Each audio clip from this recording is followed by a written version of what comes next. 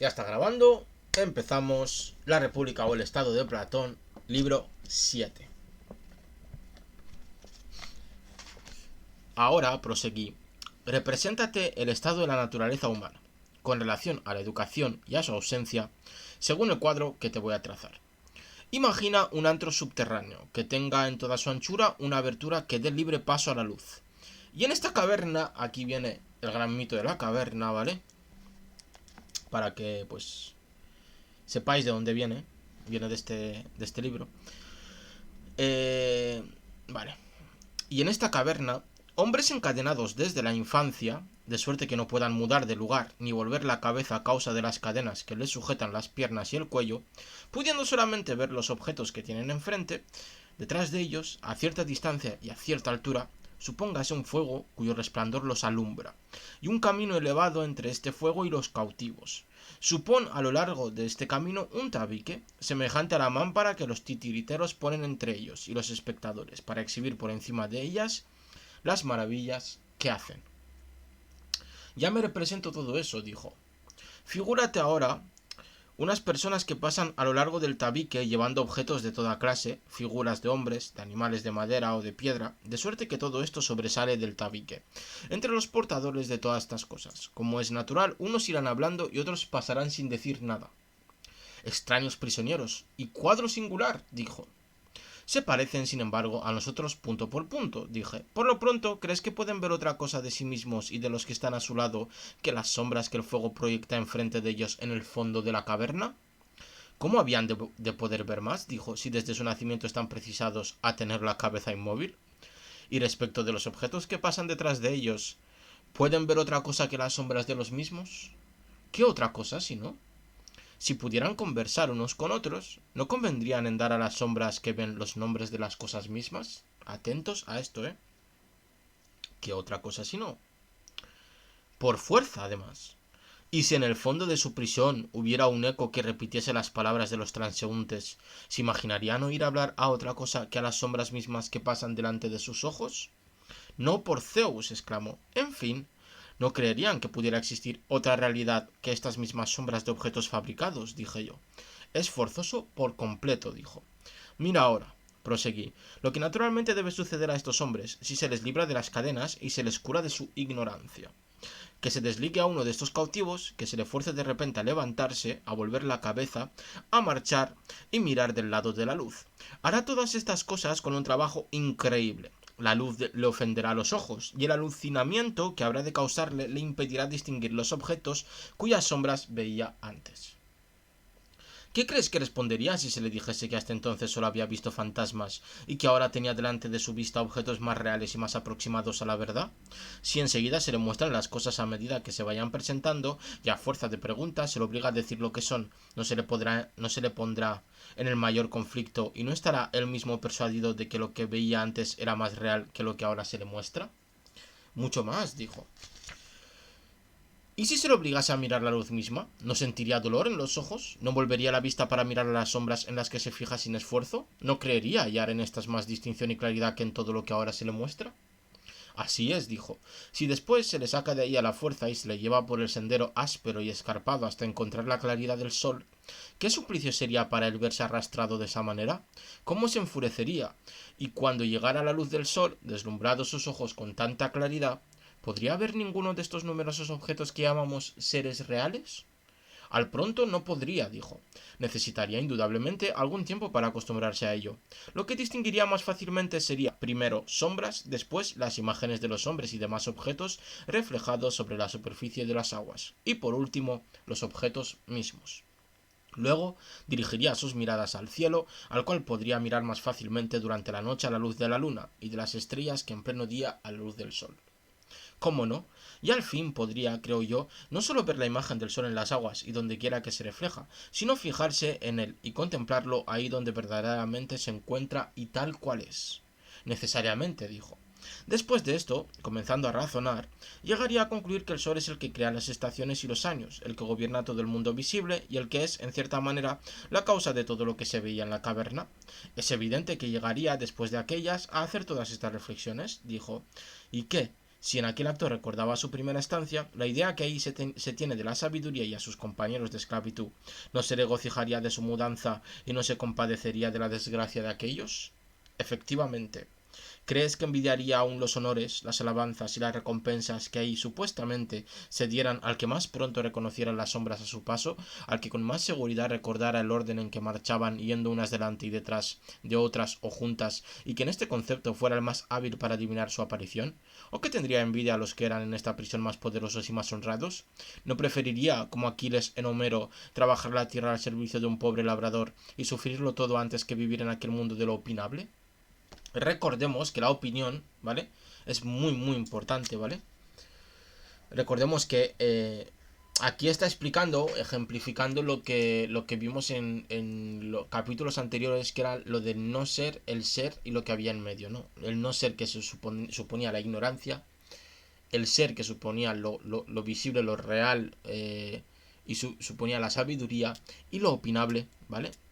Que aquí dice el mundo de lo opinable que se encontraría en medio, ¿no? ¿Vale? Que no sería ni la ignorancia suprema o pura, ni la sabiduría suprema o pura, ¿no? Y vemos que todo esto que nos está diciendo Platón, y que nos explica en el mito de las cavernas, se basa en esta concepción, ¿no? Este tridente que es necesario para poder entender realmente el pensamiento de este filósofo griego. No dudo que estaría dispuesto a sufrir cualquier destino antes que vivir de esa suerte, dijo. Fija tu atención en lo que voy a decirte, seguí. Si este hombre volviera de nuevo a su prisión para ocupar su antiguo puesto, al dejar de forma repentina la luz del sol, ¿no se le llenarían los ojos de tinieblas? Ciertamente, dijo, y si cuando no distingue aún nada, antes de que sus ojos hayan recobrado su aptitud, lo que no podría suceder en poco tiempo, tuviese precisión de discutir con los otros prisioneros sobre estas sombras, no daría lugar a que estos se rieran, diciendo que por haber salido de la caverna se le habían estropeado los ojos, y no añadirían, además, que sería para ellos una locura el intentar semejante ascensión, y que si alguno intentara desatarlos y hacerlos subir, sería preciso cogerle y matarle. Sin duda, dijo. Y bien, mi querido Glaucón, dije, esta es precisamente la imagen que hay que aplicar a lo que se ha dicho antes. El antro subterráneo es este mundo visible, el fuego que la ilumina es la luz del sol, en cuanto al cautivo, que sube a la región superior y que la contempla, si lo comparas con el alma que se eleva hasta la esfera inteligible, no errarás, por lo menos respecto a lo que yo pienso, ya que quieres saberlo. Sabe Dios, solo si es conforme con la verdad. En cuanto a mí, lo que me parece en el asunto es lo que voy a decirte. En los últimos límites del mundo inteligible está la idea del bien. Esto es muy importante apuntarlo. En los últimos límites del mundo inteligible está la idea del bien, que se percibe con dificultad, pero una vez percibida no se puede menos de sacar la consecuencia de que ella es la causa primera de todo lo que hay de bello y de recto en el universo, que en este mundo visible ella es la que produce la luz y el astro de que ésta procede directamente, que en el mundo invisible engendra la verdad y la inteligencia, y en fin, que ha de tener fijos los ojos en esta idea el que quiera conducirse sabiamente en la vida pública y en la vida privada. Vemos que es prácticamente el sol en el ejemplo que nos ha supuesto. Soy de tu dictamen en cuanto puedo comprender tu pensamiento, dijo. Admite, por lo tanto, también, y no te sorprenda, dije, que los que han llegado a esta sublime contemplación desdeñan tomar parte en los negocios humanos, y sus almas aspiran sin cesar a fijarse en este lugar elevado. Así debe suceder si es que ha de ser conforme con la imagen que yo he trazado. Sí, así debe ser, dijo. Es extraño que un hombre, dije yo, al pasar de esta contemplación divina a la de los miserables objetos que nos ocupan, se turbe y parezca ridículo cuando, antes de familiarizarse con las tinieblas que nos rodean, se vea precisado a entrar en discusión ante los tribunales o en cualquier otro paraje sobre sombras y figuras de justicia, reflejos las unas de las otras, y explicar cómo él las concibe delante de personas que jamás han visto la justicia en sí misma. No veo en eso nada que me sorprenda, dijo. Antes bien, dije, un hombre sensato reflexionará que la vista puede turbarse de dos maneras y por dos causas opuestas. Por el tránsito de la luz a la oscuridad o por el de la oscuridad a la luz. Y aplicando los ojos del alma a lo que sucede a los del cuerpo, cuando vea a aquella turbada y entorpecida para distinguir ciertos objetos, en vez de reír sin razón al verla en tal embarazo, examinará si éste procede de que el alma viene de un estado más luminoso, o si es que al pasar de la ignorancia a la luz se ve deslumbrada por el excesivo resplandor de ésta. En el primer caso, la felicitará por su turbación, y en el segundo lamentará su suerte, y si quiere reírse a su costa, sus burlas serán menos ridículas que si se dirigiesen al alma que desciende de la estación de la luz. Lo que dices es muy razonable, asintió.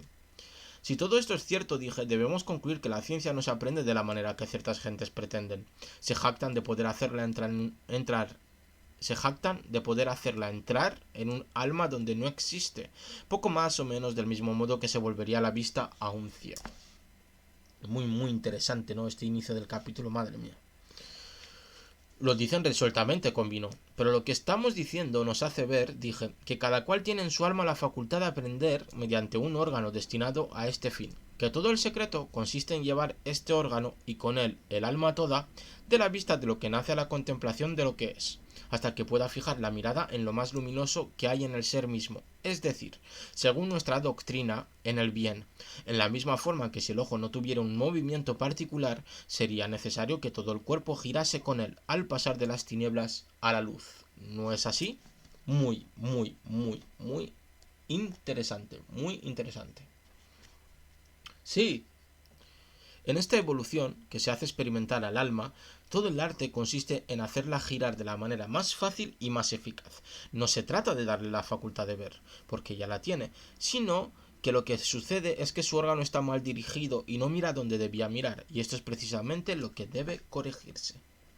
Vemos que todos nosotros tenemos la facultad, ¿vale?, de los sentidos, de todos nuestros sentidos, en este caso pone el ejemplo de la vista, pero también podríamos poner el ejemplo de otro tipo de sentidos, tanto el oído como el tacto, y que solo encontraríamos la virtud o el bien más supremo si sabemos realmente cuándo y cómo utilizar estos sentidos, ¿no?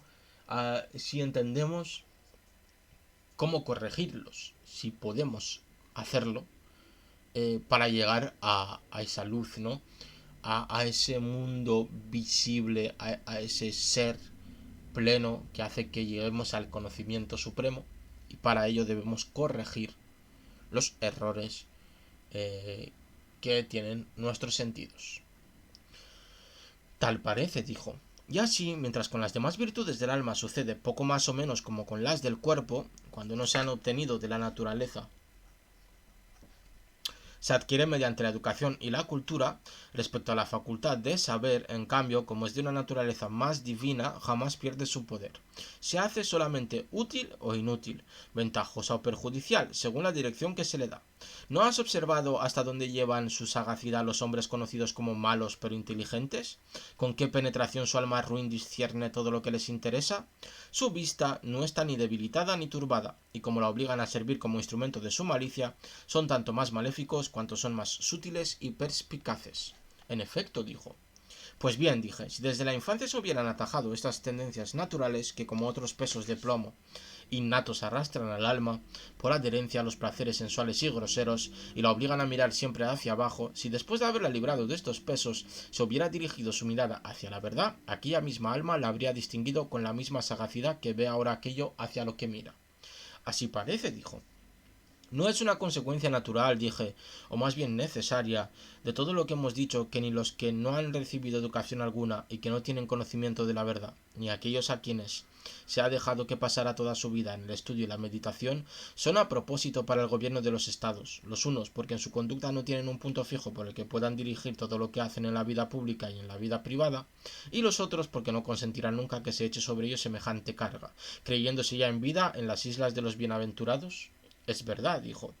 A nosotros que fundamos una república, dije yo, nos toca obligar a los hombres de naturaleza privilegiada a que se consagren a la más sublime de todas las ciencias, contemplando el bien en sí mismo y elevándose hasta él por ese camino áspero de que hemos hablado. Pero después que hayan llegado a ese punto y hayan contemplado el bien durante cierto tiempo, guardémonos de permitirles lo que hoy se les permite. Que No consentiremos que se queden en esta región superior, dije, negándose a bajar al lado de los desgraciados cautivos para tomar parte en sus trabajos y aun en sus honores, cualquiera que sea la situación en que se vean. Aquí observamos que lo que quiere Platón en la República realmente es lo siguiente: hacer que aquellos hombres que han descubierto o facilitar que los hombres se eduquen para llegar a ese bien supremo, ¿vale? A esa luminosidad, a ese virtuosismo, a ese bien, entendido bien como concepto, ¿vale? Pero como el mejor estado es aquel que está gobernado por este tipo de personas, lo que aquí está diciendo Platón es, vale, ayudémosles a alcanzar esa máxima sabiduría, esa máxima propensión hacia el bien, a tocarlo con las manos, a abrazarlo, pero no les dejemos ahí, porque ellos realmente desearían quedarse ahí. Porque ¿para qué volver atrás? ¿Para qué volver a la mentira? ¿Para qué volver a la falsedad si hemos encontrado la belleza suprema, si hemos encontrado el bien supremo, si estamos imbuidos por la virtud, ¿no? Entonces Platón está diciendo, debemos arrastrarlos, debemos traerlos de nuevo al mundo de lo opinable, incluso al mundo del no ser, donde se encuentran aquellos desgraciados que no han podido ver de verdad, para que gobiernen a estos desgraciados y lleven el Estado o la República de la manera perfecta, virtuosa y bienaventurada, de la que son capaces por haber visto pues esa virtud o haber tenido esos momentos de iluminación. Pero, ¿habremos de ser tan duros con ellos?, preguntó. ¿Por qué condenarles a una vida miserable cuando pueden gozar de una suerte más dichosa? Vuelves, mi querido amigo, dije, a olvidar que la ley no debe proponerse por objeto la felicidad de una determinada clase de ciudadanos con exclusión de las demás, sino la felicidad del Estado todo, que a este fin debe unirse a todos los ciudadanos en los mismos intereses, comprometiéndose por medio de la persuasión o de la autoridad a que se comuniquen unos a otros todas las ventajas que están en posición de procurar a la comunidad, y que al formar con cuidado semejantes ciudadanos no se pretende dejarlos libres para que hagan de sus facultades el uso que les acomode, sino servirse de ellos con el fin de fortificar los lazos del Estado. Es verdad, dijo, se me había olvidado. Por lo demás, ten presente, mi querido Glaucón, dije, que nosotros no vamos a perjudicar a los filósofos que se formen entre nosotros, sino que podremos exponerles muy buenas razones para obligarles a que se encarguen de la guarda y de la dirección de los demás. Les diremos, en otros estados puede excusarse a los filósofos que evitan la molestia de los negocios públicos porque deben su sabiduría solo a sí mismos, puesto que se han formado solos, a pesar del gobierno, y por lo tanto es justo que lo que solo se debe a sí mismo en su origen y en su desarrollo no esté obligado a ninguna clase de retribución para con nadie. Pero a vosotros, en cambio, os hemos formado consultando el interés del Estado y el vuestro, para que, como en la República de las Abejas, seáis en esta nuestros jefes y nuestros reyes, y con esta intención os hemos dado una educación más perfecta, que os hace más capaces que todos los demás para unir ambos aspectos. Descended, pues, uno tras otro, cuanto sea necesario, a la vivienda de los demás. Acostumbrad vuestros ojos a las tinieblas que ahí reinan, y cuando os hayáis familiarizado con ellas, veréis infinitamente mejor que los de ahí.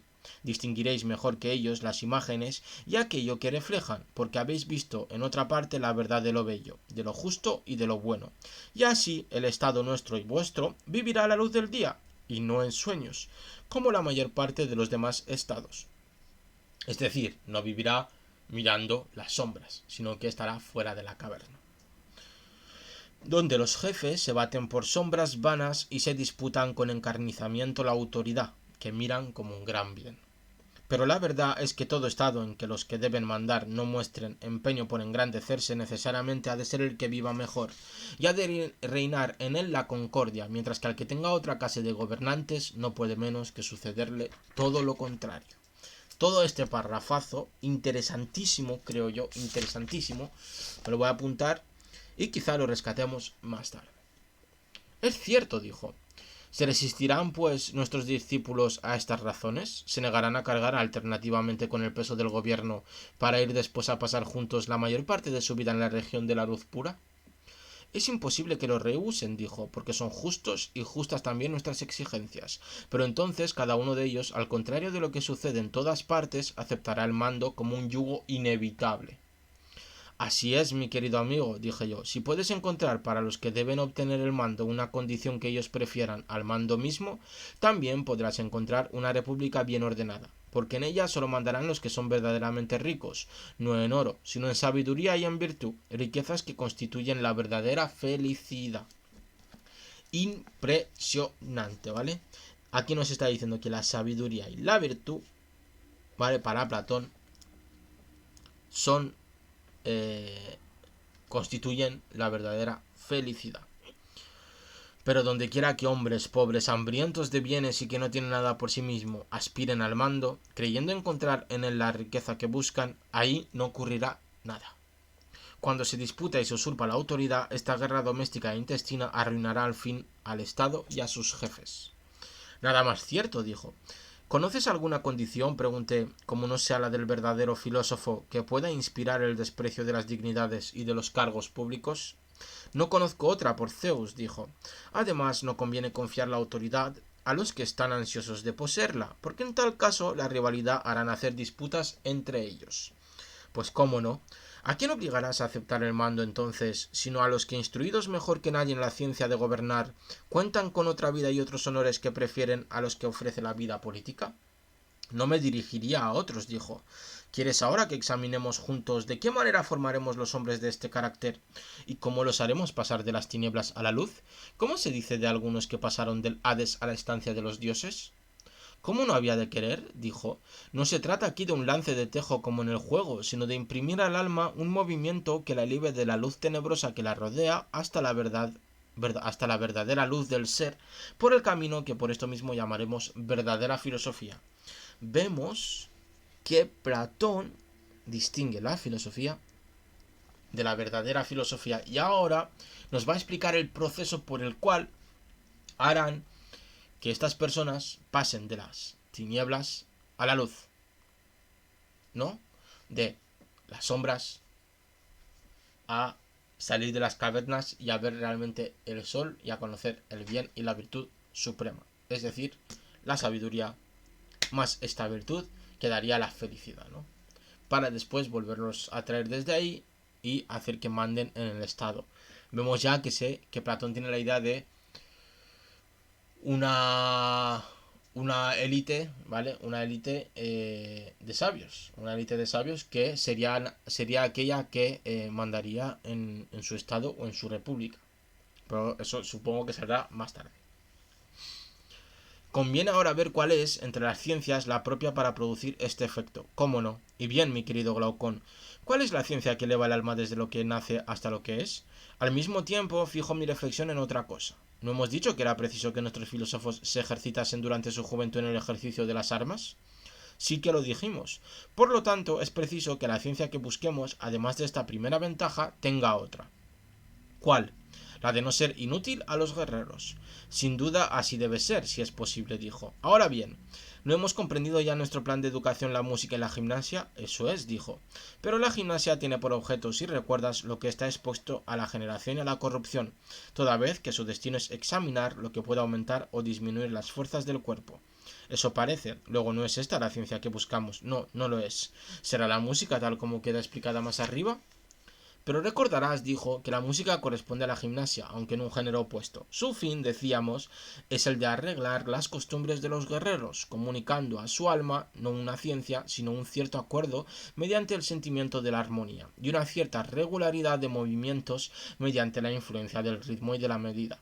La música emplea con un propósito semejante los discursos, sean verdaderos o fabulosos, siguió, pero no he visto que comprenda ninguna de las ciencias que buscas, o sea, las propias para elevar el alma hasta lo que tú investigas ahora. Me recuerdas exactamente lo que ya hemos dicho, dije yo. En efecto, no hemos creído que la música comprenda nada semejante a lo que buscamos. Pero mi querido Glaucón, ¿dónde encontramos esa enseñanza? No es ninguna de las artes mecánicas, porque nos han parecido demasiado innobles para el caso. ¿Cómo no? Sin embargo, si descartamos la música, la gimnasia y las artes, ¿qué más enseñanzas nos quedan? Si no encontramos nada más fuera de esas, acudamos a una que se aplique a todas ellas. ¿Cuál? La que es tan común, por ejemplo, que todas las artes y razonamientos se sirven de ella, y que es imprescindible aprender entre las primeras. ¿Qué es ello?, preguntó. Conocer lo que es 1, 2, 3. Esa ciencia tan vulgar. Yo lo llamo en general números y cálculos. ¿No es cierto que toda ciencia y arte deben participar de ella? Vemos aquí que Platón concibe a los números y al cálculo, es decir, a las matemáticas, como la ciencia fundamental para llegar a ese bien supremo para poder salir de la caverna. Muy cierto, dijo. ¿No lo hace también el arte militar?, pregunté. ¿Le es absolutamente necesaria?, dijo. En verdad, dije, Palámedes, que es un personaje de tragedia participante en la guerra de Troya, supuesto inventor de las matemáticas, en las tragedias nos representa siempre a Agamenón como un raro general. ¿No has observado que se alaba por haber inventado los números, de haber formado el plan de campaña delante de Ilión y de haber hecho la enumeración de las naves y de todo lo demás, como si antes de él hubiera sido imposible practicar todo esto, y como si, al mismo tiempo, Agamenón no supiese cuántos pies tenía, puesto que, si hemos de creerle, no sabía ni aun contar? ¿Qué idea crees que debería formarse de un general semejante? Si es cierto eso, resultaría ciertamente extravagante, dijo. Pondremos, pues, como otra enseñanza necesaria a un guerrero la de los números y del cálculo. Le es indispensable más que ninguna otra, dije, a aquel que quiera entender algo sobre el modo de ordenar un ejército, o más bien al que quiera ser hombre. ¡Ojo! Que si quieres ser un hombre pleno, para Platón debes saber matemáticas. ¿Tienes la misma idea que yo con relación a esta enseñanza?, dije. ¿Qué idea? Parece tener por naturaleza la ventaja que buscamos, la de llevar a la comprensión, pero nadie sabe servirse de ella como es debido, pese a que es la más apta para atraer hacia la esencia. ¿Qué quieres decir?, preguntó. Trataré de explicarte lo que pienso, dije, a medida que vaya yo distinguiendo las cosas que creo propias para conducir a donde decimos, de las que no lo son. Considera tú sucesivamente el mismo objeto que yo, después concede o niega según lo tengas por conveniente, y por este medio veremos mejor si la cosa es tal como yo me imagino. Ve mostrándolo, dijo. Mira pues, dije, si quieres lo que te muestro. Que entre las cosas sensibles, vamos a apuntar esto, unas no invitan en manera alguna al entendimiento a fijar en ella su atención, porque los sentidos son los jueces competentes en este caso, y otras obligan al entendimiento a reflexionar, porque los sentidos no podrían pronunciar un juicio sano sobre ellas. Habla sin duda de los objetos lejanos y de las pinturas sombreadas. No has comprendido bien lo que quiero decir, contesté. Pues, ¿qué quieres decir?, preguntó. Entiendo por objetos que no invitan al alma a la reflexión a aquellos que no excitan al mismo tiempo dos sensaciones contrarias, y por objetos que invitan al alma a reflexionar entiendo aquellos que dan origen a dos sensaciones contrarias, puesto que los sentidos no se dan cuenta de que sea tal cosa o tal otra opuesta, y ahí era el objeto los sentidos de cerca o de lejos. Para hacerte comprender mejor mi pensamiento, he aquí lo que llamaríamos tres dedos, el pequeño, el siguiente y el del medio. Ya me imaginaba a Platón haciéndole un fuck y haciéndole, toma, tres dedos. Muy bien, dijo. Ten entendido que los supongo vistos de cerca, y ahora haz conmigo esta observación. ¿Cuál? Cada uno de ellos nos parece igualmente un dedo. Poco importa en este concepto que se le vea en medio o al extremo, blanco o negro, gordo o delgado, y así de lo demás. Nada de esto obliga al alma de la mayoría a preguntar al entendimiento qué es un dedo, porque jamás la vista ha atestiguado que un dedo fuese, al mismo tiempo, lo contrario de un dedo. No, sin duda, dijo. Es natural, pues, dije, que en este caso nada excite ni despierte al entendimiento. Es natural. Pero la vista juzga como es debido de la magnitud o de la pequeñez de estos dedos. Para juzgar bien, ¿es indiferente que el uno de ellos esté en medio o a los extremos? Lo mismo digo de lo grueso y de lo delgado, de la blandura y de la dureza por lo que respecta al tacto. En general, la relación de los sentidos sobre todos estos puntos no es muy defectuosa. Lo que pasa con cada uno de ellos no es lo siguiente, que el sentido destinado a juzgar lo que es duro no puede hacerlo sino después de haber juzgado lo que es blando, y dice al alma que el cuerpo que la afecta es al mismo tiempo duro y blando. Así es, dijo. ¿No es inevitable entonces, dije, que el alma se encuentre embarazada al preguntarse qué entiende esta sensación por duro, ya que también lo llama blando? La sensación de pesantez y de ligereza no produce en el alma igual incertidumbre acerca de la naturaleza de la pesantez y de la ligereza, cuando la misma sensación le dice que el mismo cuerpo es pesado y ligero. ¿Vale? Y si me permitís, he hecho un traguito de agua para facilitar la dicción, ¿no? Porque, como siempre os digo, esto seca mucho, mucho la boca.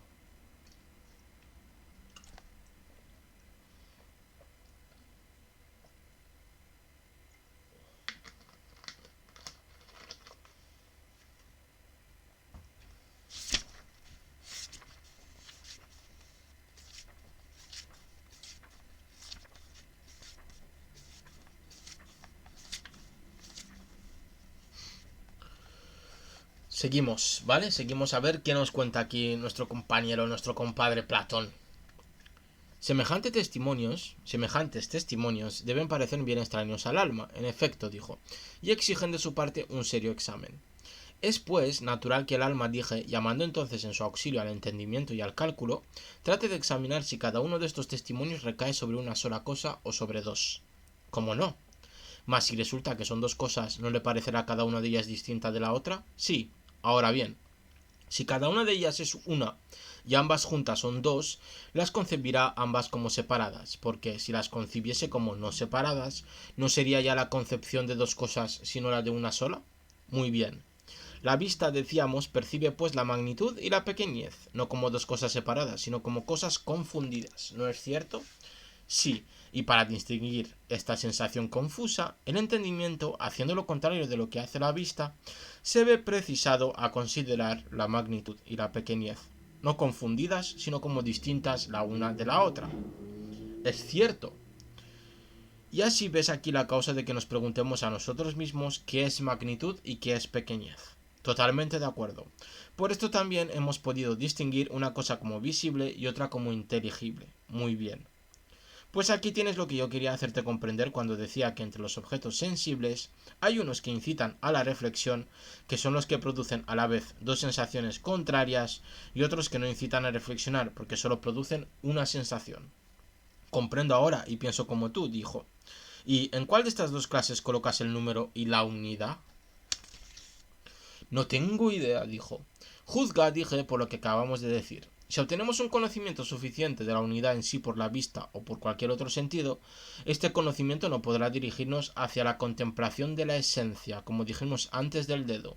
Pero si la vista nos ofrece siempre en la unidad alguna contradicción, de suerte que no parezca más una unidad que lo opuesto a la unidad, en este caso hay necesidad de un juez que decida. El alma embarazada despierta el entendimiento y se ve precisada a hacer indagaciones y a preguntarse a sí misma lo que es la unidad en sí. El conocimiento de la unidad, en este caso, es una de las cosas que elevan al alma y la vuelven hacia la contemplación del ser. Muy interesante esto. Pero la vista de la unidad, dijo, produce en nosotros el efecto de que hablas, porque vemos la misma cosa a la par, una y múltiple hasta el infinito. Pero lo que sucede con la unidad, dije yo, ¿no sucede igualmente como con todo número, cualquiera que él sea? ¿Cómo no? Pero la aritmética y la ciencia del cálculo tienen por objeto el número, en efecto. Por consiguiente, una y otra son aptas para conducir al conocimiento de la verdad. Perfectamente aptas. He aquí ya, pues, dos de las enseñanzas que buscamos. En efecto, ellas son necesarias al guerrero para disponer bien un ejército y al filósofo para salir de lo que nace y muere y elevarse hasta la esencia misma de las cosas, porque sin esto no será nunca un verdadero calculador. Así es, dijo, pero ocurre que nuestro guardián es a la vez guerrero y filósofo. ¿Cómo no? Demos, por lo tanto, Glaucón, una ley a lo que hemos destinado en nuestro plan a desempeñar los primeros puestos, para que se consagren a la ciencia del cálculo, para que la estudien, no superficialmente, sino hasta que, por medio de la pura inteligencia, hayan llegado a conocer la esencia de los números. No para servirse de esta ciencia en las compras y ventas, como hacen los mercaderes y negociantes, sino para aplicarla a las necesidades de la guerra y facilitar al alma el camino que debe conducirla desde la generación a la contemplación de la verdad y de la esencia. Muy bien dicho, contestó. Ahora advierto, dije, cuán sutil es esta ciencia del cálculo y cuán útil al objeto que nos proponemos, cuando se la estudia en sí misma y no para hacer un negocio. ¿Por qué? Preguntó. Por la virtud que tiene de elevar el alma, como acabamos de decir, obligándola a razonar sobre los números, tales como son en sí mismos, sin consentir jamás que sus cálculos recaigan sobre números visibles y palpables. Sabe, sin duda, lo que hacen los que están versados en esta ciencia. Si intentas dividir en su presencia la unidad propiamente dicha, se burlan de ti y no te escuchan, y si la divides, ellos la multiplican otras tantas veces, temiendo que la unidad no parezca como ella es decir, una, sino un conjunto de partes. Vemos aquí que o no conocían los decimales, yo no lo sé, o si los conocían los despreciaban. Gran verdad es la que dices, asintió. Si se les pregunta, varones admirables, ¿de qué número habláis? ¿Dónde están esas unidades tales como suponéis, perfectamente iguales entre sí sin que haya la menor diferencia, y que no se componen de partes? Mi querido Glaucón, ¿qué crees que responderán? Creo que responderían que ellos hablan de cosas que no se pueden comprender de otra manera que por el pensamiento. Ya ves, mi querido amigo, dije yo, que no podemos absolutamente pasar sin esta ciencia, puesto que es evidente que obliga al alma a servirse del entendimiento para conocer la verdad en sí. Así lo hace, efectivamente. ¿No has observado también que los que han nacido para calculistas tienen mucha facilidad para aprender casi todas las ciencias y que hasta los espíritus tardos, cuando se han ejercitado con constancia en el cálculo, alcanzan por lo menos la ventaja de adquirir mayor facilidad y penetración para aprender? Así es, dijo. Por lo demás, no te sería fácil encontrar muchas ciencias más penosas de aprender y de practicar que esta. No, en efecto. Por todas estas razones no debemos despreciarla y sí dedicar a ella a los que nazcan con una excelente natural. Consiento en ello, dijo. Por consiguiente, la adoptamos, dije. Veamos si esta otra ciencia, que se relaciona con aquella, nos conviene o no. ¿Cuál es? ¿Será la geometría? Preguntó. La misma, dije yo. Vemos ahora que está el cálculo, los números y la geometría. Es evidente que nos conviene, por lo menos, en cuanto tiene relación con las operaciones de guerra, porque en condiciones iguales, un geómetra podrá mejor que ningún otro acampar, tomar plazas fuertes, concentrar o desplegar un ejército y hacer que ejecute todas las evoluciones que están en uso en una acción o en una marcha. A decir verdad, observé, no se necesita mucha geometría ni mucho cálculo para todo esto, pero es preciso ver si la parte más elevada de esta ciencia tiende a hacer más fácil para el espíritu la contemplación de la idea del bien, porque este es, según dijimos, el resultado de las ciencias que obligan al alma a volverse hacia el lugar donde se encuentra este ser, que es el más dichoso de los seres, y que el alma debe esforzarse en contemplar en todos conceptos. Tienes razón, asintió.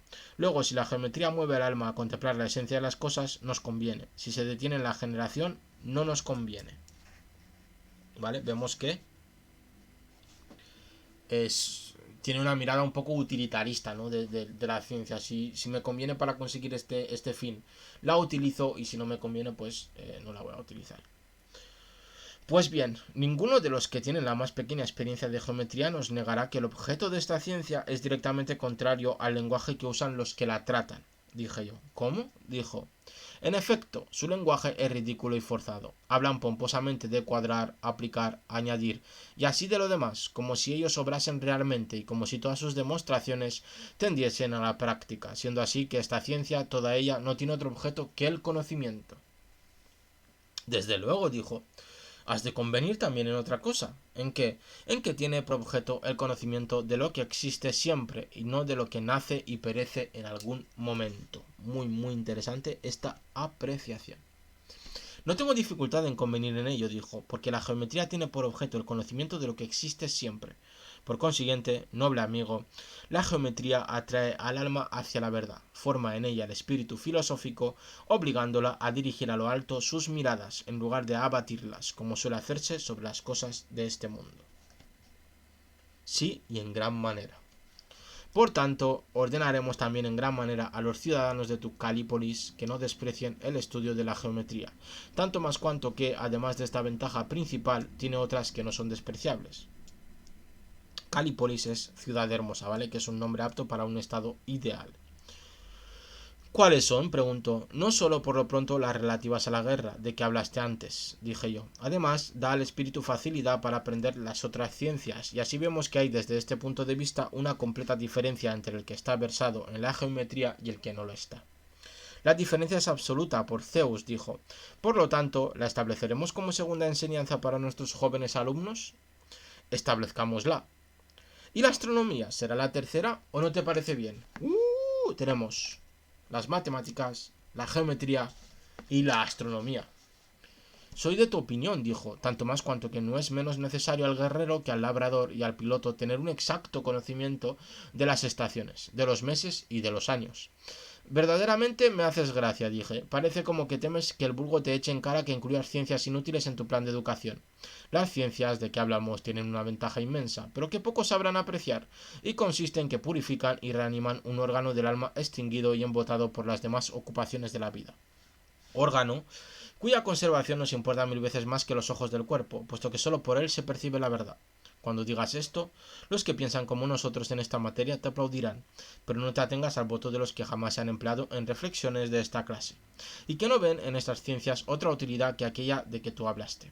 Mira ahora para quién hablas, a no ser que tú no razones, ni en consideración a los unos, ni en consideración a los otros, sino para ti mismo, sin que por eso lleves a mal la utilidad que los demás puedan sacar de tus palabras. Es cierto que prefiero esto último, interrogar y responder sobre todo para mi propio provecho. Si es así, volvamos atrás, dije yo, porque nos hemos equivocado al tomar la ciencia que sigue inmediatamente a la geometría. Pues, ¿cómo lo hemos hecho? De las superficies hemos pasado a los sólidos en movimiento, dije yo, antes de ocuparnos de los sólidos en sí mismos. El orden exigía que, después del segundo desarrollo, hubiéramos tomado el tercero, es decir, el cubo y todo lo que tiene profundidad. Eso es cierto, dijo, pero me parece, Sócrates, que en este campo aún no se ha hecho ningún descubrimiento. Eso procede de dos causas, dije yo. La primera es que ningún Estado hace aprecio de estos descubrimientos y que se trabaja en ellos débilmente porque son penosos. La segunda es porque los que se dedican a ella tendrían necesidad de un guía, sin el cual sus indagaciones serán inútiles.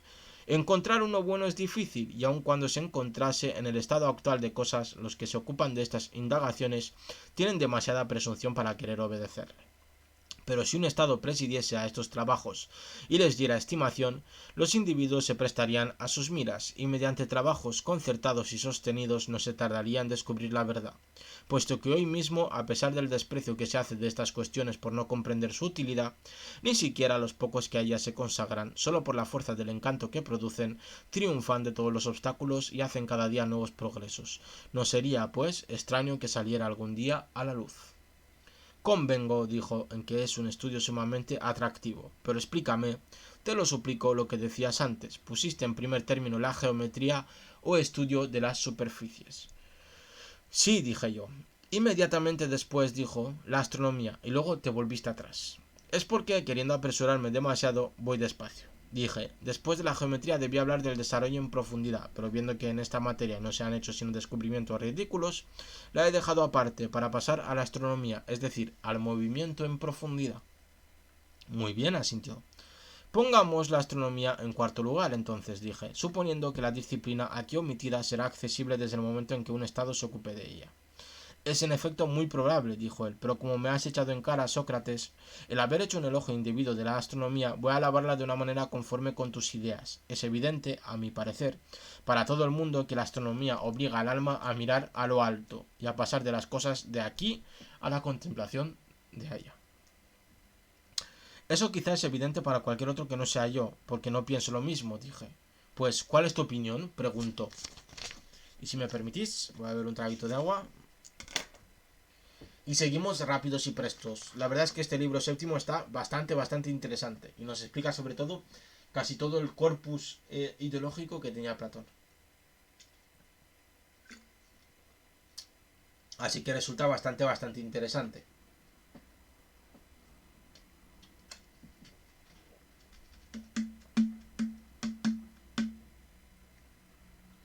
Uf, que bien sienta el agua y relajar un poquito también los mofletitos. Porque madre mía.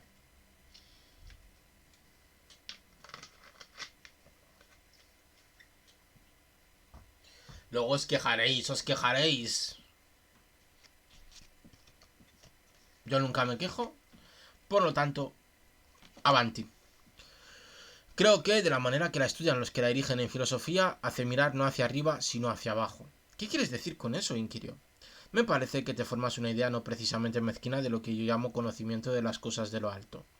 ¿Crees que si uno distinguiese algo al considerar de abajo arriba los adornos de un techo, miraría con la inteligencia y no con los ojos? Quizá tengas razón y yo me engaño groseramente. Pero yo no puedo reconocer otra ciencia que haga al alma mirar a lo alto que la que tiene por objeto lo que es y lo que no se ve.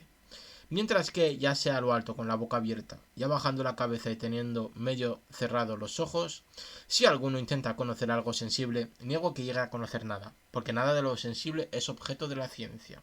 Y sostengo que su alma no mira a lo alto, sino hacia abajo, aunque esté nadando boca arriba sobre la tierra o sobre el mar.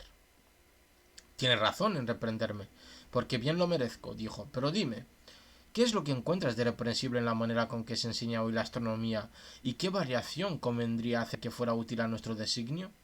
La siguiente, dije yo, que se admire la belleza y el orden de los astros que adornan el cielo, nada más justo. Pero como después de todo no dejan de ser objetos sensibles, quiero que se ponga su belleza muy por bajo de la belleza verdadera, de la que producen la velocidad y la lentitud reales en sí, en sus relaciones mutuas y en los movimientos que comunican a los astros, según el verdadero número y todas las verdaderas figuras. Estas cosas escapan a la vista y no pueden comprenderse sino por la razón y por el pensamiento. ¿Crees tú lo contrario?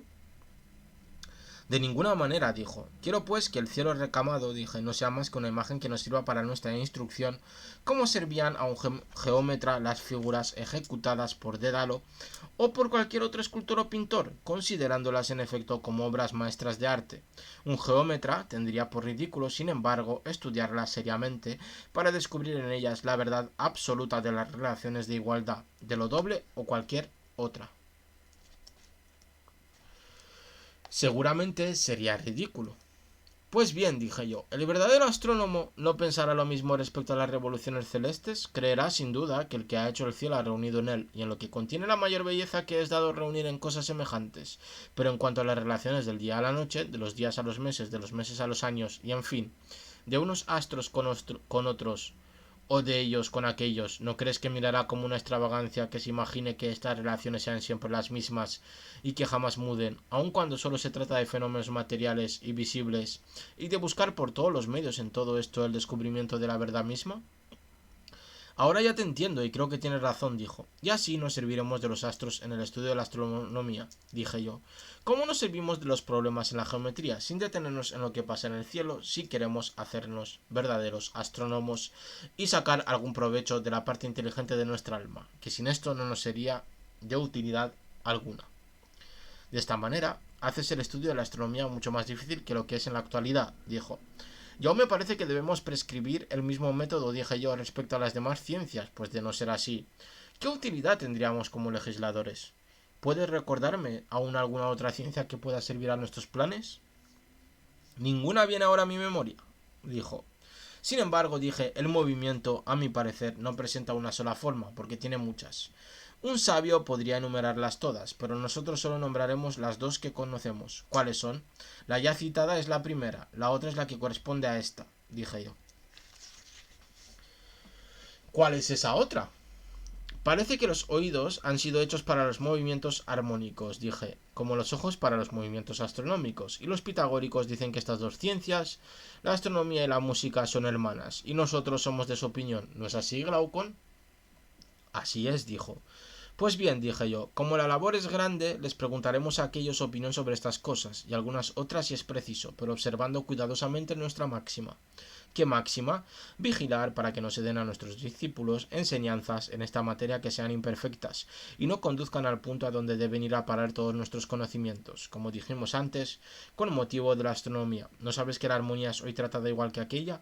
Se limita esta ciencia a la medida de los tonos y de los acordes sensibles, trabajo tan inútil como el de los astrónomos.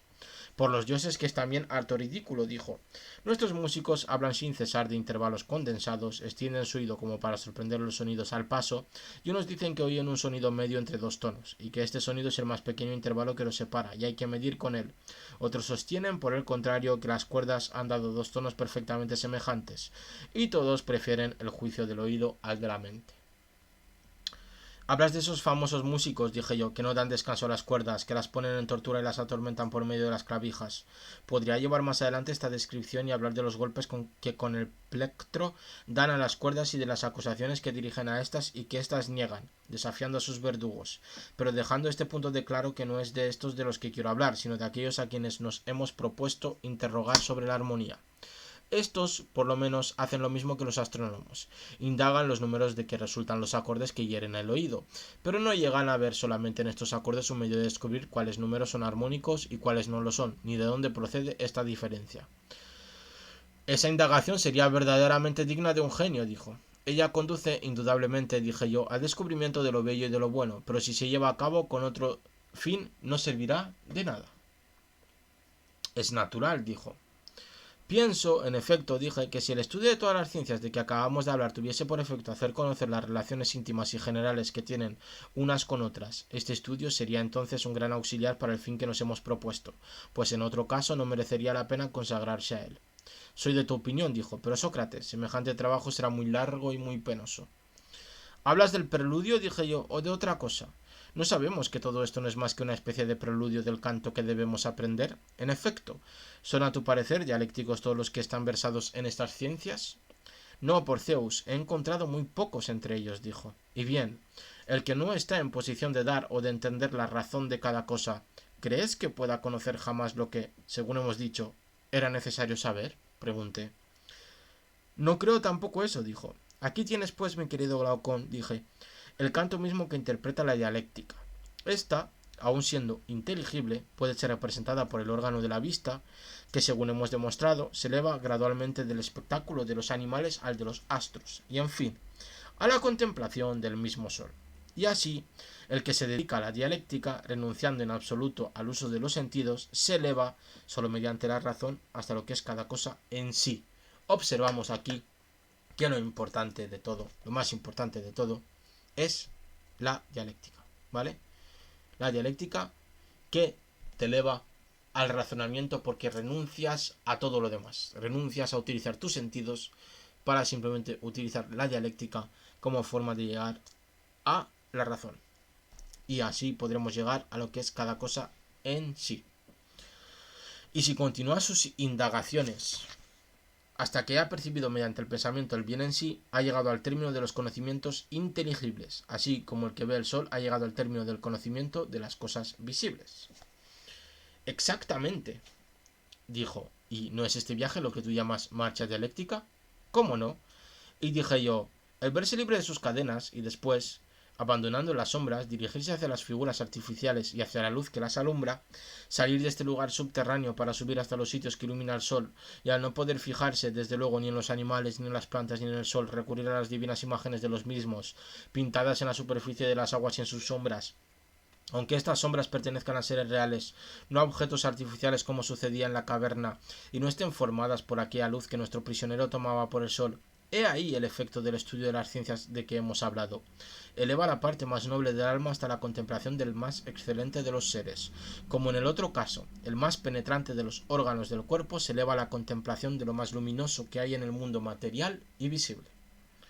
Estoy conforme en todo lo que dices, admitió. Sin embargo, desde cierto punto de vista me parece difícil de aceptar y desde otro me parece difícil de desechar.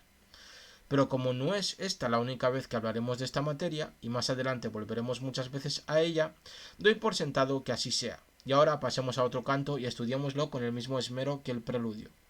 Dinos, pues, en qué consiste la dialéctica, en cuántas especies se divide y por qué camino se llega a ella. Porque hay trazas de que el término a donde van a parar estos caminos es el reposo del alma y el fin de su viaje. No podría seguirme hasta ese punto, mi querido Glaucón. Hombre, lo trata un poquito de tonto, la verdad. Por más que no te faltara mi decidida voluntad. No sería ya la imagen lo que yo te haría ver, sino la verdad misma, por lo menos tal como yo la pienso.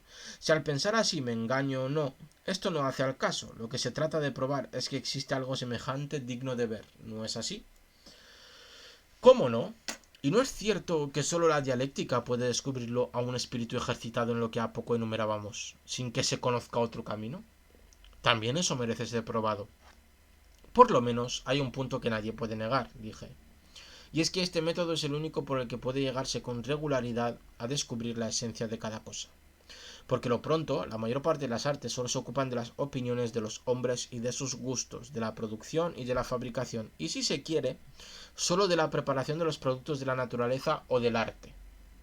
En cuanto a las otras artes, como la geometría y todas las de la misma clase, que a nuestro parecer tienen alguna relación con el ser, vemos que el conocimiento que de éste tienen se parece a un sueño, que les será siempre imposible verlo con esa vista clara que distingue la vigilia del ensueño, mientras no se eleven por encima de sus hipótesis, de las que no dan la razón.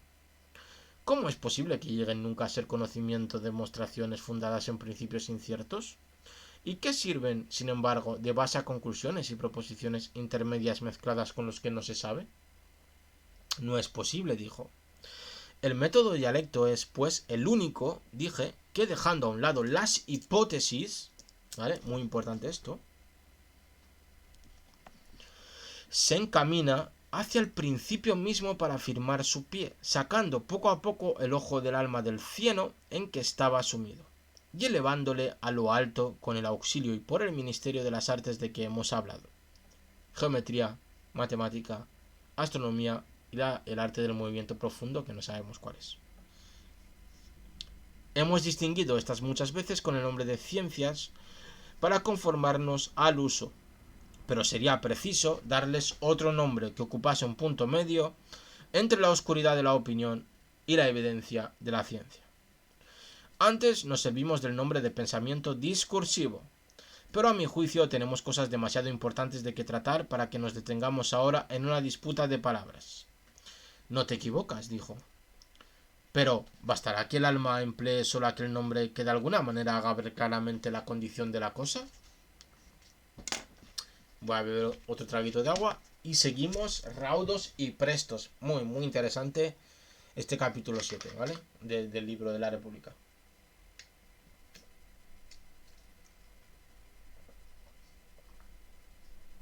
Porque vemos aquí el núcleo central del pensamiento de Platón, ¿no? Por lo que se ha hecho famoso. Empezamos con el famoso mito de la caverna y seguimos con la explicación de por qué métodos, por qué medios se puede llegar a lo que Platón denomina la felicidad, que es la sabiduría y la virtud, ¿no? Es la unión de esas dos características. Entonces, pues es quizá el libro central. El séptimo libro es el libro central de este libro de la República o el Estado de Platón. Es el que hace que veamos todo el conocimiento, ¿no?, que tiene Platón y que nos ha legado. Y por qué es tan importante Platón en todos los pensadores, todos los escritores, todos los filósofos, los sociólogos, todo, porque ha sido muy importante a la hora de, pues, crear nuestro propio corpus, nuestra propia ideología, nuestras propias ideas, nuestra propia manera de pensar, sobre todo aquellos que hemos nacido en Occidente, y por qué pensamos, cómo pensamos, y en muchas maneras por qué hacemos las cosas que hacemos. Creo que por eso Platón es tan importante, y por eso es tan importante conocer Platón, y por eso lo estoy leyendo, para que pues no le guste leer o se aburra leyendo, pues por lo menos que escuche mientras hace cualquier otro tipo de cosa. Seguimos. Mi dictamen es que continuemos llamando ciencia a la primera y más perfecta manera de conocer, dije yo, pensamiento discursivo a la segunda, creencia a la tercera, figuración a la cuarta, comprendiendo las dos últimas bajo el nombre de opinión y las dos primeras bajo el de inteligencia, ¿vale? Repito, ¿vale?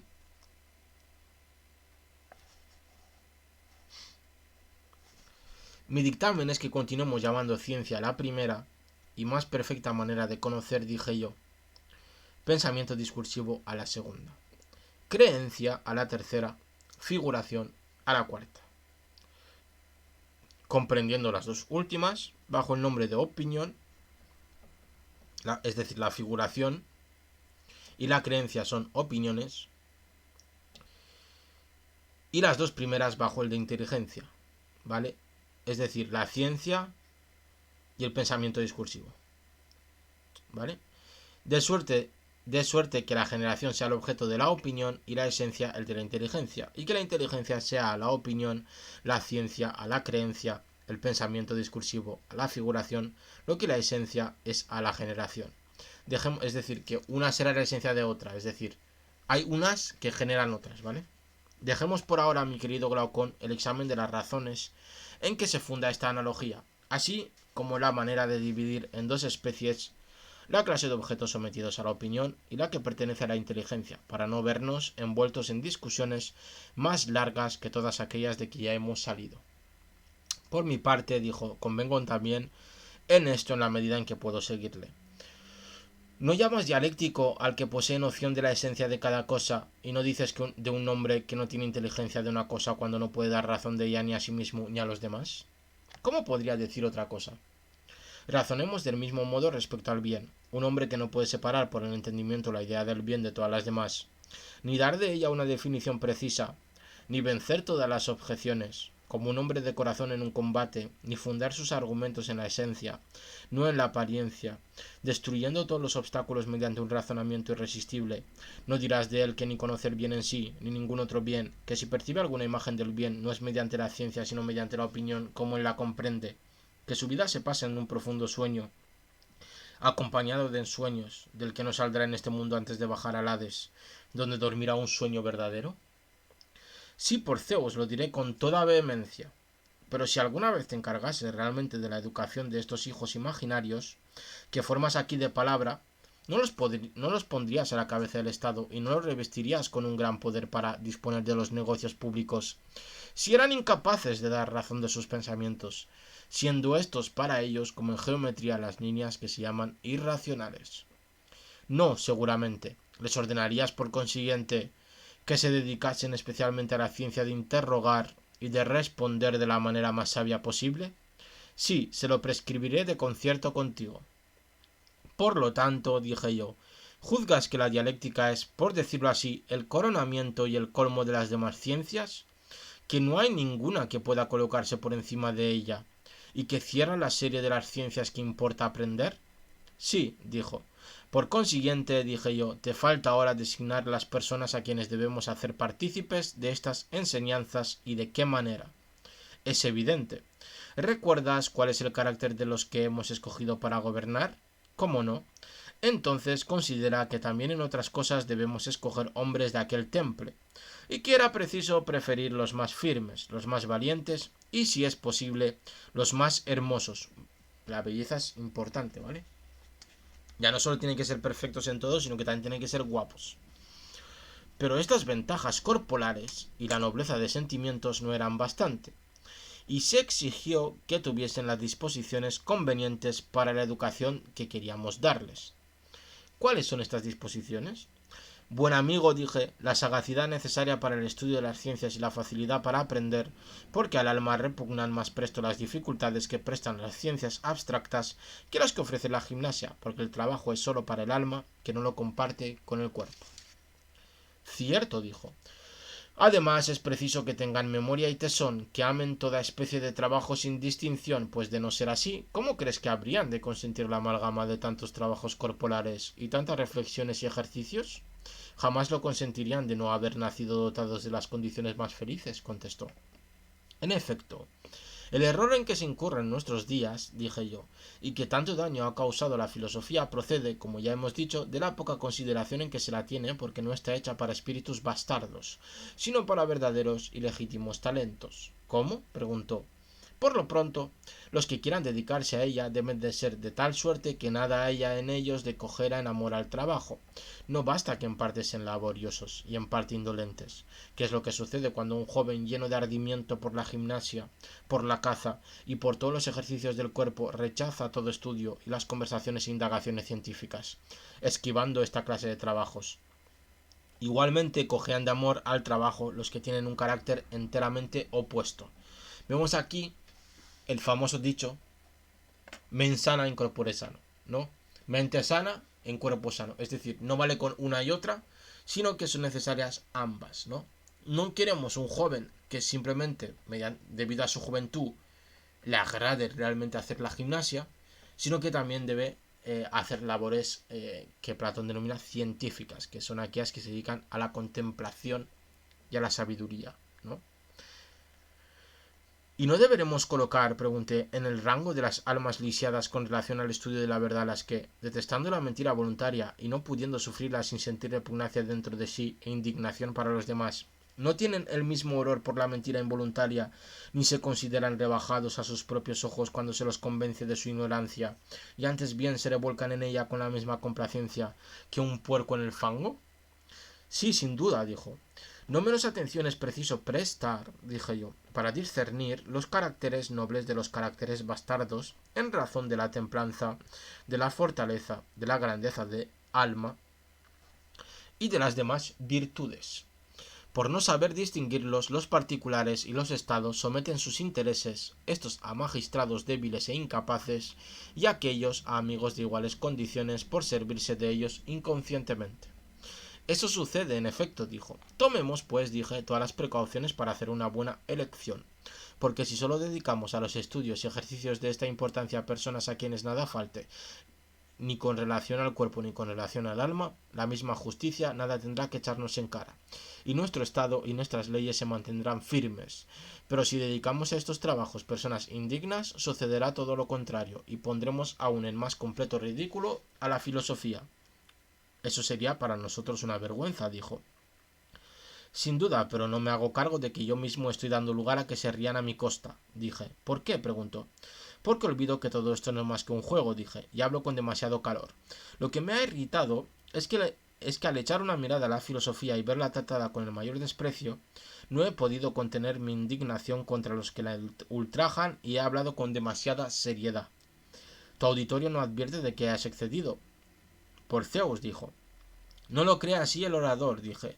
Pero sea de esto lo que quiera, no olvidemos que nuestra primera elección recaía sobre ancianos, y que aquí no estaría muy en su lugar, porque no hay que creer a Solón cuando dice que un anciano puede aprender muchas cosas. Más fácil sería para él correr. No, todos los grandes trabajos están reservados a la juventud. Por fuerza, dijo. Esto es una frase muy importante, ¿eh?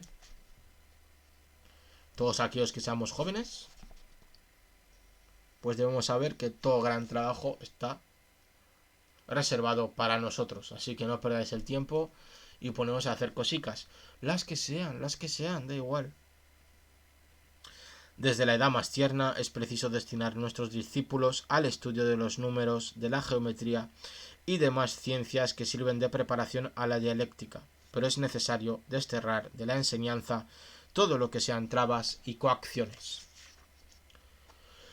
¿Por qué razón? Por un espíritu libre, dije yo. No debe aprender nada como esclavo. Que los ejercicios del cuerpo sean forzosos o voluntarios. No por eso el cuerpo deja de sacar provecho, pero las lecciones que se hacen entrar por fuerza en el alma no tienen en ella ninguna fijeza. Es cierto, dijo. No emplees la violencia, pues, con los niños cuando les des las lecciones, dije. Haz de manera que se instruyan jugando. Y así te pondrás mejor en situación de conocer las disposiciones de cada uno. Aquí observamos... Uy, perdón que le he dado al micro sin querer. Aquí observamos pues que es muy vieja la idea, esa de que si se aprende disfrutando se aprende más, ¿vale? Vemos que es muy vieja esa idea y que quizá habría que renovarla. Y vemos que incluso Platón decía lo mismo que se dice ahora. Si obligas a alguien a hacer algo, en este caso a aprender, pues no lo hará de una manera satisfactoria, ¿no? Sino que es mediante el placer, mediante la diversión, mediante el disfrute, cómo nosotros aprendemos mejor. Hay que tener en cuenta esta relación, ¿vale? Es muy, muy importante entender que una de las cosas o una de las visiones que podemos sacar de aquí es que aprendemos más aquellas cosas, obviamente, que tienen que ver con la mente, porque el cuerpo sí que Platón dice que da igual si lo fuerzas o no, siempre te va a responder, pero cualquier elemento que sea mental, cualquier forma de sabiduría mental, pues la aprenderemos mejor mediante la diversión y mediante el placer. ¿Y recuerdas, pregunté, que, según dijimos antes, es preciso llevar a los niños a la guerra a caballo, hacer que presencien el combate, y hasta aproximarlos a la pelea cuando no hay en ella gran peligro, y procurar en cierta manera que gusten la sangre, como se hace con los perros jóvenes de caza? Me acuerdo de eso. Pondrás, pues, a un lado los que hayan mostrado más agilidad en estos trabajos, estudios y peligros, dije. ¿A qué edad? Preguntó. Cuando hayan concluido su curso de ejercicios gimnásticos, dije, porque durante este periodo, que será de 2 a 3 años, les es imposible dedicarse a otra cosa, porque no hay nada más enemigo de las ciencias que la fatiga y el sueño. Por otra parte, los ejercicios gimnásticos son una prueba a la que importa mucho someterlos. ¿Cómo no? Dijo. Pasado este tiempo, y cuando hayan llegado a los 20 años, concederás a los que hayas escogido distinciones honrosas, y les presentarás en conjunto los conocimientos que hayan adquirido por separado durante la infancia, a fin de que se acostumbren a ver de una ojeada y desde un punto de vista general las relaciones que las disciplinas guardan entre sí, y a conocer la naturaleza del ser. Vemos que más o menos a la edad de 20 años no se aleja mucho de nuestra edad de madurez, pues capacita a Platón a los jóvenes para ir de la gimnasia a el mundo de la sabiduría. Este método es el único que puede afirmar en ellos los conocimientos que habrán adquirido, dijo. También es el medio más seguro de distinguir la naturaleza dialéctica de cualquier otra, dije, porque el que sabe reunir los objetos desde un punto de vista general ha nacido para la dialéctica. Los que no están en este caso, no. Soy del mismo parecer, dijo. Después de haber observado, continué, cuáles son los mejores de este género, a los que hayan mostrado más constancia y firmeza, ya en el estudio, ya en los trabajos de la guerra, ya en las demás pruebas prescritas, cuando hayan llegado a los 30 años, les concederás mayores honores. Vemos que con 30 años, cuando superen ciertas pruebas, se les concederá muchísimo más honores. Y dedicándolos a la dialéctica, distinguirás los que, sin auxiliarse de los ojos y de los demás sentidos, puedan por la sola fuerza de la verdad elevarse hasta el conocimiento del ser. Y aquí es, mi querido amigo, donde es preciso tomar las mayores precauciones. ¿Por qué?, preguntó. ¿No has fijado tu atención, pregunté, en el gran mal que reina en nuestros días en la dialéctica? ¿Qué mal? Creo, dije, que está inficionada de iniquidad. Es cierto, dijo. ¿Crees que haya nada de sorprendente en este desorden? ¿No excusas a los que se entregan a él? ¿En qué conceptos son excusables?, dijo. Les sucede lo mismo que a un hijo supuesto que, educado en el seno de una familia noble y opulenta, en medio del fausto y rodeado de adulaciones, se apercibiese, cuando fuese ya grande, de que los que se dicen sus padres no lo son, sin poder descubrir los verdaderos. ¿Podrías decirme qué pensaría de sus aduladores y de sus pretendidos padres antes de conocer su posición y después de haberla conocido? ¿O prefieres saber lo que yo pienso? Prefiero esto último, dijo. Me imagino que en el primer caso tendría respeto a su padre, dije, a su madre y a los demás que miraba como parientes, que no a sus aduladores, que estaría más dispuesto a socorrerlos si los veía en la indigencia, que lo estaría menos a maltratarlos de palabra o de hecho, y en una palabra, que en las cosas esenciales les obedecería antes que a sus aduladores durante todo el tiempo que ignorase la verdad. Es natural, dijo, pero apenas supiera la verdad, en el momento sus respetos y sus atenciones disminuirían para con aquellos y aumentarían para con los aduladores. Se entregaría a estos con menos reserva que antes, siguiendo en todos sus consejos y viviendo con ellos públicamente en la mayor familiaridad, mientras que nada le importaría ni su padre ni sus supuestos parientes a no estar dotado de un natural muy bueno. Las cosas no dejarían de pasar como dices, pero ¿cómo se relaciona esta imagen con los que se consagran a la dialéctica? De la manera siguiente, ¿no se nos educa desde la infancia en los principios de justicia y de honestidad? ¿Principios que honramos y obedecemos como a nuestros padres? Así es. ¿No hay también, seguí, máximas opuestas a estos principios? Máximas que solo prometen placer y que asedian nuestra alma como otros tantos aduladores, pero que no arrastran a los que tengan un mínimo de mesura, que conservan siempre el mismo respeto y la misma sumisión a aquellos otros principios paternos. Así es. ¿Y qué? Dije yo. Si llega a preguntarse al que está en esta disposición de espíritu qué es lo que se llama honroso, y si después de haber respondido conforme a lo que aprendió de boca del legislador, se le rebate su respuesta, se le confunde en repetidas ocasiones y se le pone en la necesidad de dudar si aquello es más honroso que deshonroso, si se repite esta escena con respecto a lo justo, a lo bueno y a las demás cosas que él reverenciaba, ¿qué partido te parece que tomará en razón del respeto y de la sumisión que prestaba antes a los principios? Necesariamente los honraría y obedecería menos que antes, dijo. Pues bien, dije yo, cuando llega el caso de no sentir el mismo respeto por tales principios y de no reconocer las relaciones íntimas que con él tienen, y si por otra parte le es imposible descubrir por sí mismo la verdad, ¿cómo puede menos de abrazar otra vida sino aquella que le lisonjea? No puede menos, dijo. Se hará, por consiguiente, rebelde a las leyes a que era antes sumiso, por fuerza. Por consiguiente, los que se dedican a la dialéctica de esta manera no deben caer en este inconveniente y después de todo merecer que se les perdone.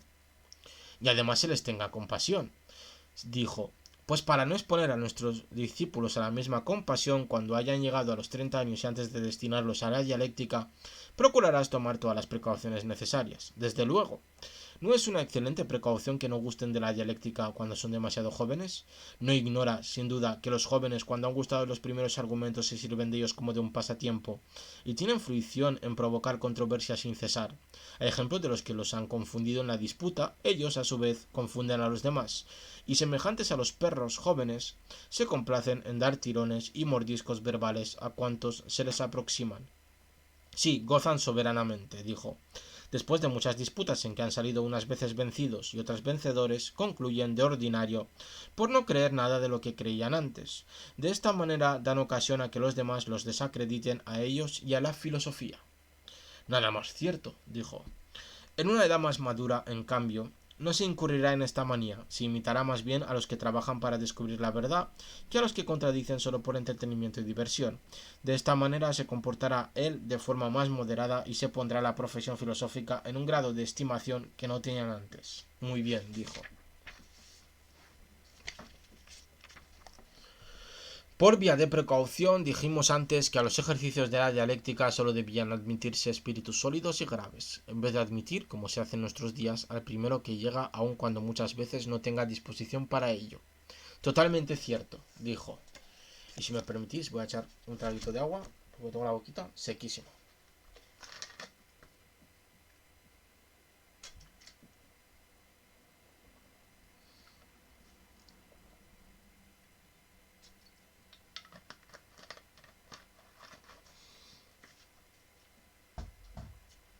Vamos allá. Seguimos. ¿Será bastante dar a la dialéctica un tiempo doble del que se ha dado a la gimnasia y consagrarse a ella sin tregua y tan exclusivamente como se hizo con los ejercicios del cuerpo? ¿Cuántos años? ¿4 o 6? Preguntó. No importa, pon 5. Aquí están como diciendo, ¿cuántos? Pon 5, venga, toma por culo, hombre. Pon 5, está bien, está bien. Después de esto, los harás descender de nuevo a la caverna, en efecto, obligándoles a pasar por los empleos militares y por las demás funciones propias de su edad, a fin de que no cedan a nadie en experiencia. Observarás si en todas estas pruebas se mantienen firmes, aunque estén distraídos y sean solicitados por todas partes, o si vacilan. Es decir, los elevas, como decíamos antes. Los elevas a la realidad, al sol, los llevas a la felicidad, que es la sabiduría más la virtud, y después los obligas a volver a la caverna, para que realicen las actividades que realizan los desgraciados que se encuentran ahí dentro. ¿Y cuánto tiempo han de durar esas pruebas? Dijo. 15 años, contesté. Madre mía, joder, esto se parece como a nuestros estudios, madre mía, 15 años. Entonces es llegada la ocasión de conducir al término a aquellos que a los 50 años, hayan salido indemnes de estas pruebas y se hayan distinguido en el estudio y en toda su conducta, precisándoles a dirigir el ojo del alma hacia aquello que alumbra todas las cosas, a contemplar el bien y a servirse de él toda su vida como de un modelo para gobernar cada cual es en su día sus costumbres, las del Estado y las de los particulares, ocupándose casi siempre del estudio de la filosofía, pero cargando cuando toque el turno con el peso de la autoridad y de la administración de los negocios sin otro fin que el bien público, y en la persuasión de que se trata menos de ocupar un puesto de honor que de cumplir un deber indispensable. Entonces es cuando, después de haber trabajado sin descanso en formar y dejar al Estado sucesor dignos de reemplazarles, podrán pasar de esta vida a las islas de los bienaventurados.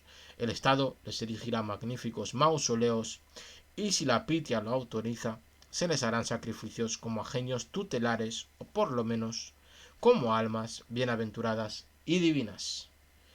Acabas, Sócrates, exclamó, de fabricar como un hábil escultor perfectos hombres de Estado. Di también mujeres, mi querido Glaucón. Ahí está la paridad, hombre, por fin la paridad.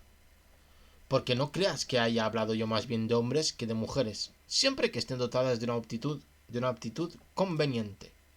Así debe ser, puesto que en nuestro sistema es preciso que todo sea común entre los dos sexos. Bueno, sistema igualitario. Bien, vamos avanzando, amigos y compañeros. Parece ser que nosotros no hemos avanzado y ellos ya estaban pensando. Desde entonces ya pensaban en hacer un estado donde ambos sexos tuviesen cierta igualdad. Y bien, amigos míos, dije, ¿me concederéis ahora que nuestro proyecto de Estado y de gobierno no es una vana quimera? La ejecución es difícil, sin duda, pero es posible. Y solo lo es, como se ha dicho, cuando estén a la cabeza de los gobiernos uno o muchos verdaderos filósofos que, mirando con desprecio los honores que hoy con tanto ardor se solicitan, en la convicción de que no tienen ningún valor, no estimando sino lo recto, y los honores que de ello dimanan, poniendo la justicia por encima de todo por su importancia y su necesidad, sometidos en todas sus leyes esforzándose en hacerlas prevalecer, acometan la organización de su propio Estado. ¿De qué manera?, preguntó. Enviarán al campo a todos los ciudadanos que pasen de 10 años.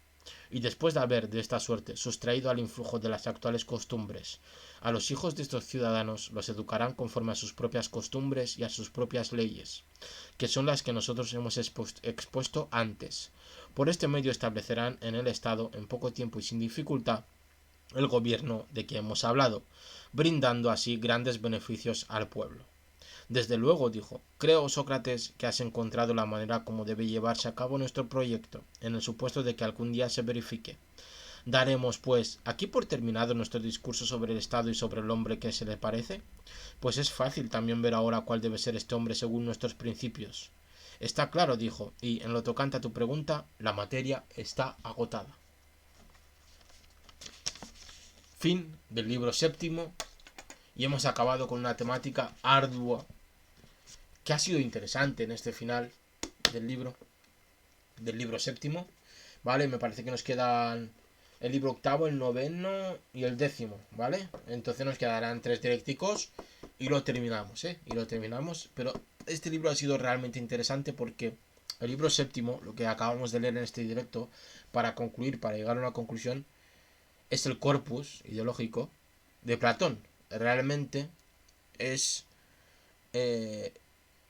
una de las patas que hacen que Platón sea tan importante. Tan importante. Corazoncitos para ti, Adrián. Muchas gracias por estar aquí. Y empieza el libro séptimo, como hemos observado, con el mito de la caverna, ¿no? Y utiliza algo que sí que vimos anteriormente en anteriores directos, que era esa separación entre el no ser, el ser, y lo que había en medio, que era la opinión, ¿no?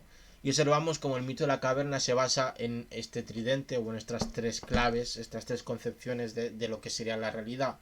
El no ser, que sería la sombra, ¿vale? Sería lo desconocido, lo incognoscible, sería la ignorancia.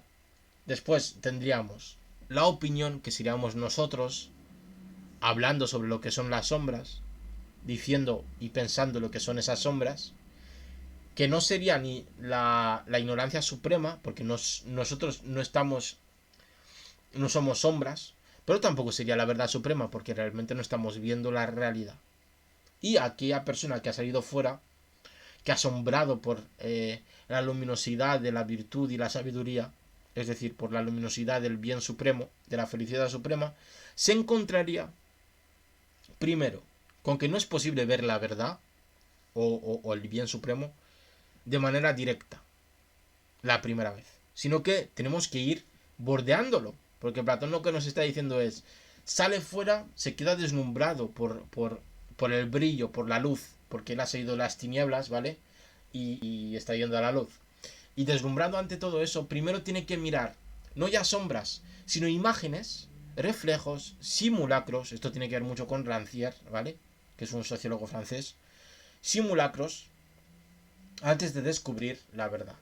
Primero tiene que acostumbrarse a la imagen que tenemos de las cosas para luego llegar a la cosa en sí, es decir, al ser.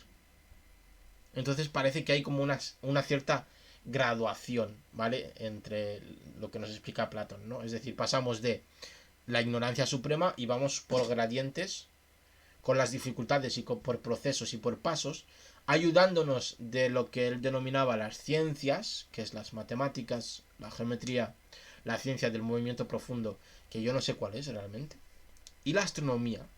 Y como ciencia suprema tenemos la dialéctica, que es la ciencia de los discursos, que vemos la importancia de este séptimo libro porque los que conozcáis un poco cualquier filosofía, cualquier sociología, cualquier politología, muchos conceptos, muchas premisas parten de o del materialismo dialéctico, en el caso por ejemplo del marxismo, de los postmarxistas, de los estructuralistas incluso, pero casi todas estas concepciones, estas acepciones tienen una dialéctica, es decir, un discurso, una manera de llegar al conocimiento, un proceso por el cual se llega, ¿no? Al fin y al cabo, la dialéctica material o el materialismo dialéctico es una manera, es un proceso por el cual llegamos al conocimiento, en este caso material del mundo, ¿no?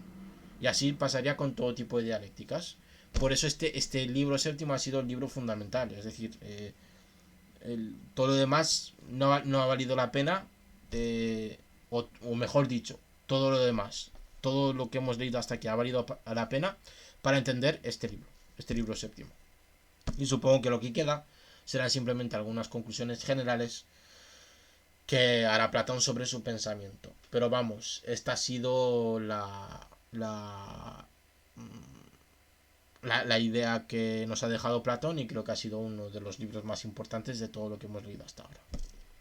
Si no tenéis nada más que decir, yo después de haberos dado la chapa durante tanto rato, me despido y espero que os haya gustado tanto como me ha gustado a mí en este caso. Ya dije que en el anterior directo Sócrates nos dio un poquito la chapa en algunas partes, pero en cambio en este libro séptimo ha sido muy muy interesante y hay mucho que estudiar, y cuando acabemos el libro ya lo haremos sobre las conclusiones que tenemos del mismo y sobre lo que podremos y debemos aprender del platonismo, de este Platón, hijo fiel de Sócrates, que Sócrates no dejó nada escrito, eso siempre hay que recordarlo. Nada más que deciros, os mando un besico y nos vemos en otros vídeos, en otros directos. Chao, chao y un beso a todos y a todas las que habéis estado, os habéis pasado por el directo. Nada más que deciros, chao.